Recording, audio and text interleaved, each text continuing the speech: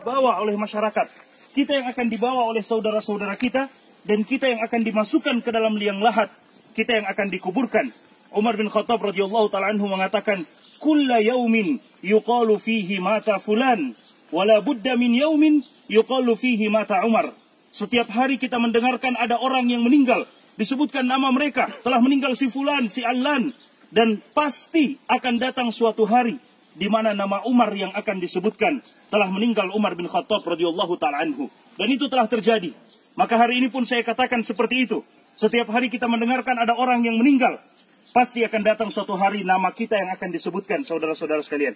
Nama kita yang akan disebutkan, telah meninggal kita semuanya. Disebutkan nama-nama kita menuju kepada Allah Subhanahu wa ta'ala. Suatu ketika, peristiwa yang sama terjadi kepada Al-Imam Al-Hasan Al-Basri rahimahullahu ta'ala. Ketika selesai menguburkan jenazah, ada seorang laki-laki datang yang sekedar ikut menguburkan jenazah. Dia tidak tahu siapa jenazah yang meninggal ini. Maka dia bertanya kepada Al-Imam Al-Hasan Al-Basri, "Siapa orang yang meninggal ini, wahai Imam?" Al-Imam Al-Hasan Al-Basri kemudian melihat kepada orang yang bertanya tersebut dan mengatakan, "Hadza ana wa anta." Ini adalah aku dan kamu, kelak yang akan dipanggil oleh Allah Subhanahu wa ta'ala. Bukan siapa-siapa, ini adalah kita, saudara-saudara sekalian. Karena kelak kita yang akan dikuburkan seperti ini. Kemudian Al-Hasan Al-Basri mengatakan, "Ya bna Adam, innama anta ayyam, idza dhahaba yaumuka, dhahaba ba'duka." Wahai anak cucu Adam, sesungguhnya engkau hanyalah hitungan hari demi hari. Jika sehari dari kehidupan kita pergi, bukan berarti umur kita bertambah. Tidak, tapi jatah kehidupan kita hidup di dunia, itu semakin berkurang. Sehari dari kehidupan kita pergi, berarti semakin dekat kita menuju kepada Allah Subhanahu wa ta'ala. Rasulullah SAW setelah melaksanakan penguburan jenazah seperti ini, Rasulullah SAW juga mengatakan kepada sahabat-sahabatnya, "Ya ikhwani, limithli hadza fa'iddu." Wahai saudara-saudaraku, untuk keadaan yang seperti ini, maka persiapkanlah bekal. Persiapkan bekal, karena pasti kita akan seperti ini. Persiapkan bekal, karena ketika kita selesai dimakamkan, tidak mungkin lagi kita untuk kembali ke dunia, untuk menyiapkan, untuk beramal kebaikan. Tidak mungkin. Setelah kita dikuburkan, selesai. Dan itulah yang disebutkan oleh para ulama kita dengan kiamat sugro buat kita. Kiamat kecil buat kita ketika kita telah dikuburkan. Karena tidak mungkin kita bangkit lagi untuk beramal ibadah. Selesai.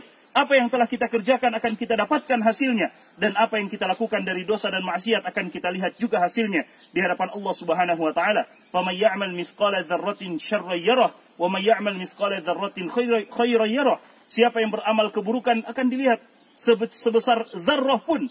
Kata para ulama kita, zarrah bisa diartikan dengan anak semut. Sebagian ulama tafsir kita mengatakan zarrah artinya anak semut. Bayangkan saudara-saudara sekalian, subhanallah, semut saja sangat kecil, bagaimana dengan anak semut? Sebesar itu keburukan atau kebaikan kita akan kita lihat balasannya di sisi Allah Subhanahu wa ta'ala. Tidak ada satupun yang akan dizalimi oleh Allah Subhanahu wa ta'ala. Limithli hadza falyamalil 'amilun. Untuk keadaan seperti ini, maka hendaklah kita mempersiapkan amalan-amalan yang terbaik.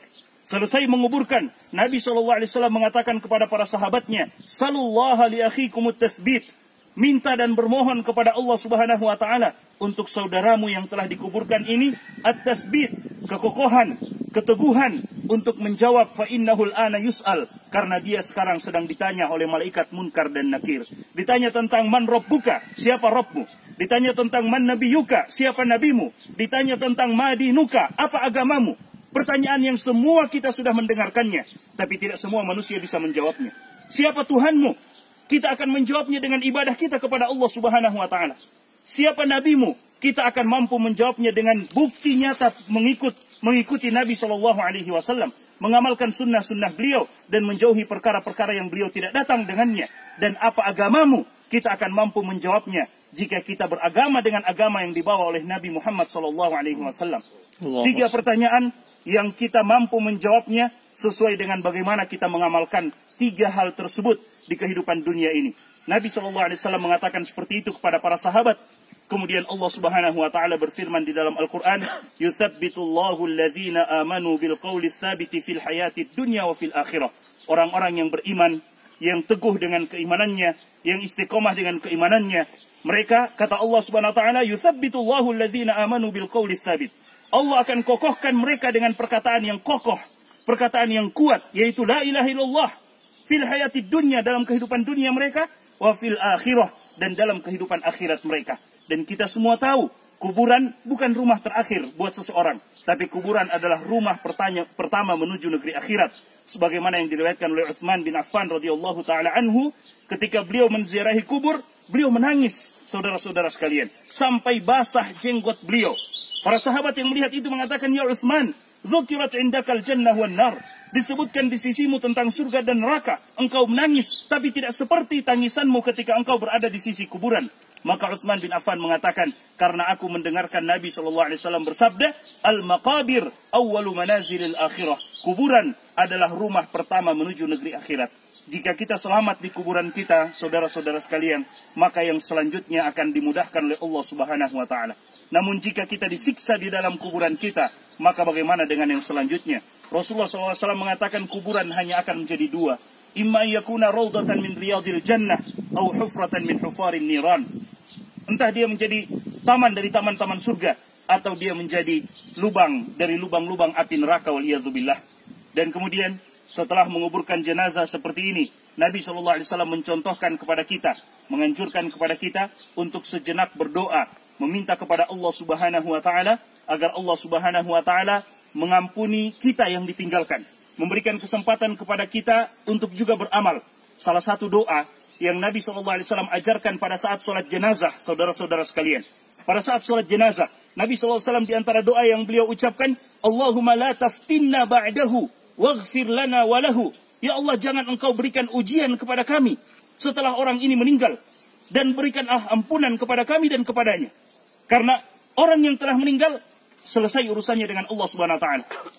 Minal mu'minina rijalun sadaqu ma ahadullah alaihi faminhum man qada nahbahu wa minhum man yantazir. Kata Allah Subhanahu wa taala, "Wa ma baddalu tabdila." Di antara orang-orang yang beriman ada yang jujur dengan keimanannya dan mereka telah tunaikan kepada Allah, artinya telah meninggal. Wa minhum man yantazir, dan ada di antara mereka yang masih menunggu kapan waktu mereka untuk meninggal.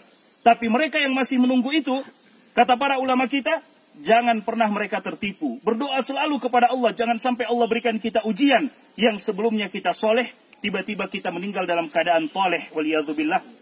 Na'udzubillah min dzalik. Makanya Nabi SAW berdoa, Allahumma la taftinna ba'dahu. Ya Allah, jangan engkau berikan ujian kepada kami. Dan ujian yang paling buruk, saudara-saudara sekalian, ketika ujian itu menimpa agama kita. Kalau ujian menimpa usaha kita, toko kita, perdagangan kita, masih bisa diusahakan. Tapi jika ujian itu menimpa agama kita, mendengar suara azan kita tidak melaksanakan sholat, dipanggil untuk beribadah kita tidak beribadah, berarti hati-hati karena ujian sedang menimpa agama kita. Dan itu tidak bisa kita dapatkan gantinya kalau kita tidak segera merubah keadaan kita.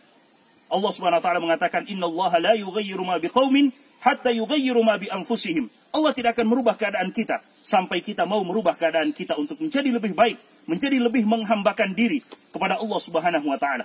Kita berdoa kepada Allah Subhanahu wa taala, masing-masing kita berdoa kepada Allah, minta agar Allah Subhanahu wa taala menyelamatkan kita yang masih hidup, mengokohkan keimanan kita, kemudian meminta kepada Allah Subhanahu wa taala agar Allah Subhanahu wa taala melapangkan kuburan beliau dan menjadikan kuburan beliau sebagai taman dari taman-taman surga.